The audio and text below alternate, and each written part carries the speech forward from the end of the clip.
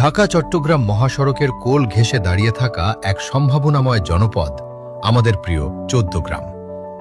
ভৌগোলিকভাবে এই উপজেলা বাংলাদেশের একটি গুরুত্বপূর্ণ জনপদ হলেও সঠিক দিক নির্দেশনা আর দক্ষ তদারকির অভাবে উন্নয়নের কাঙ্ক্ষিত শিখরে পৌঁছাতে পারেনি আজও। চৌদ্দগ্রাম উপজেলায় প্রবেশ করলেই নজরে আসে রাস্তার পাশে জমে থাকা বিশাল ময়লার ভাগাড়। এই দুর্গন্ধ আর আবর্জনা চৌদ্দগ্রামের মানুষের নানান দুর্ভোগ এর কারণ। এই দূষণ শুধু পরিবেশ নষ্ট করছে না, আমাদের শ্বাস প্রশ্বাসকেও বিষাক্ত করে তুলছে। আমাদের প্রথম অঙ্গীকার এই ময়লার ভাগাড় অপসারণ করা। আমরা এখানে গড়ে তুলব আধুনিক বর্জ্য ব্যবস্থাপনা প্ল্যান্ট। চৌদ্দগ্রামের বাতাস হবে নির্মল এবং প্রবেশপথ হবে নান্দনিক।